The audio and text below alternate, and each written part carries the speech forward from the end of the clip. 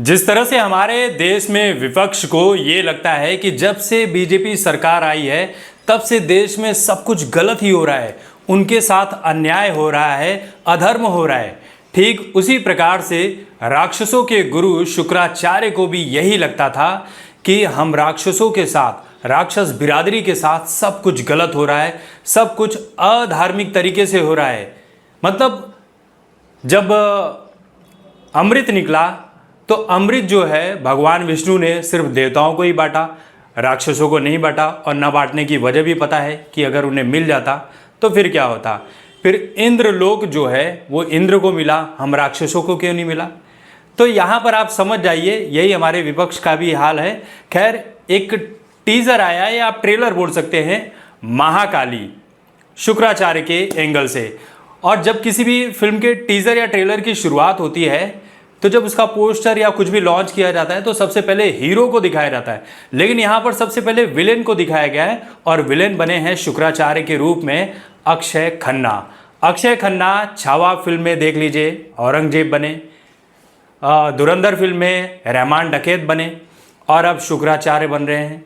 मतलब कोई है जो हीरो बनकर पूरी प्रतिभा को लूट ले जाता है, पूरे माहौल को लूट ले जाता है। लेकिन यहाँ पर एक बंदा ऐसा है जो रियल लाइफ में भी और ऐसे भी हीरो है, लेकिन पर्दे पर विलेन का किरदार करके वो सारे महकमे को लूट ले जा रहा है।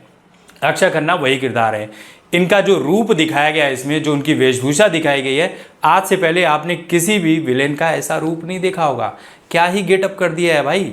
और ये फिल्म जो है जिस एंगल से सोची गई है, प्रशांत भाई साहब ने जो बनाई है, इसके पहले जो उन्होंने हनुमान बनाई थी वो भी कम बजट की फिल्म थी। 15 करोड़ का बजट, 300 करोड़ रुपए की कमाई। महाकाली फिल्म का बजट भी लगभग 50 करोड़ का बताया जा रहा है। और देखना होगा कि ये फिल्म कमाई कितनी करती है। और सभी को पता है कि ये फिल्म बहुत तगड़ी कमाई करने वाली है। आदि तो अक्षय खन्ना के नाम पर और आदि महाकाली के नाम पर, क्योंकि अलग ही कॉन्सेप्ट लेकर आ रहे हैं। तो ये फिल्म है किसके बारे में, टीजर या ट्रेलर जो भी है उसमें आप देख सकते हैं कि शुक्राचार्य के एंगल से दिखाया जा रहा है कि भाई उनके साथ सब राक्षसी बिरादरी के साथ सब अधार्मिक काम हुए हैं, देवताओं ने किए हैं, उनके साथ कुछ भी सही नहीं हुआ है। तो वो रक्त बीज नाम का एक राक्षस सामने लेकर आते हैं देवताओं के। तो यहाँ पर क्या होता है कि माता दुर्गा जो है देवताओं की तरफ से इन असुरों से युद्ध लड़ रही थी, शुंभ और निशुंभ से। लेकिन इसी बीच रक्त बीज की एंट्री होती है। और जब जब माँ दुर्गा रक्त बीज को मारती हैं, उसका गला काटती हैं, उसके ऊपर तलवारों से हमला करती हैं, और जैसे ही रक्त बीज का रक्त जमीन पर गिरता है वैसे ही एक और रक्त बीज तैयार हो जाता है, एक और असुर तैयार हो जाता है। तो इस चीज को देखते हुए माँ दुर्गा ने एक युक्ति सोची। वो ये था कि इसके रक्त को जमीन पर गिरने ही नहीं देना है।